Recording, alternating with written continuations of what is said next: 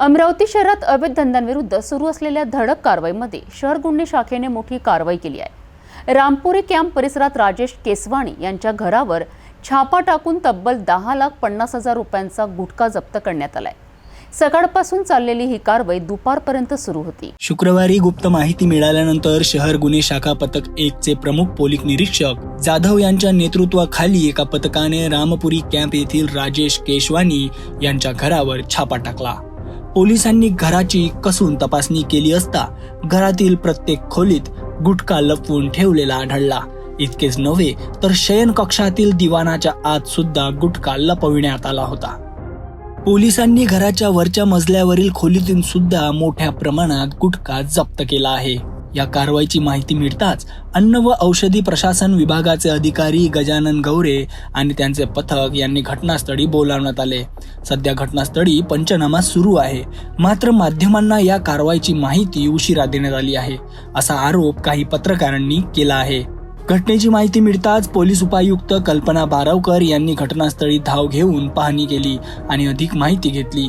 त्यांनी माध्यमांशी बोलताना सांगितले की शहरात अवैध धंदे आणि गुटख्याविरोधात निरंतर धडक कारवाई सुरू राहील।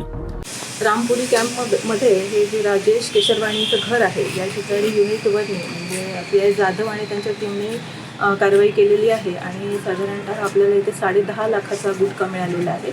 गुटख्यावर प्रतिबंध असताना पण आपल्याला इतक्या मोठ्या प्रमाणात गुटखा मिळालेला आहे आणि त्यानुसार आपण इथे अन्न आणि औषध प्रशासनाचे जे अधिकारी आहेत त्यांना इथे बोलवलेलं आहे आणि योग्य ती कारवाई आपण करून घेत आहोत।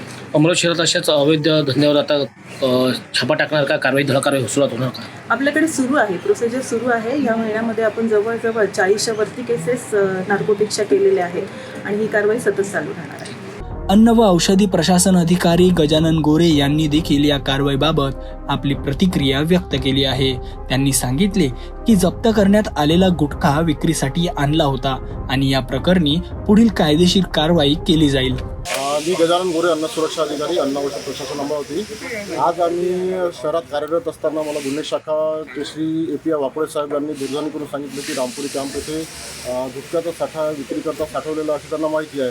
त्यावरून आम्ही इथे 15-20 वाजता हजर झालो आणि पथकासमेत राजेश केसवानी, गल्ली नंबर 1, रामपुरी कॅम्प यांच्या घरी आम्ही झाड मारली असता खाली एका रूममध्ये आणि वरच्या एका रूममध्ये असे आम्हाला पांढऱ्या रंगाचे पोते आढळले। त्याबाबत त्यांनी उडवाउडीचे उत्तर दिले असता आम्ही पूर्ण साठ्याची तपासणी केली असता त्यात शासनाने प्रतिबंध केलेला गुटखा, पान मसाला, स्वीट सुपारी, सुगंधी तंबाखू याचा एकूण 10,43,860 रुपयाचा प्रतिबंधित पदार्थाचा साठा आढळून आला।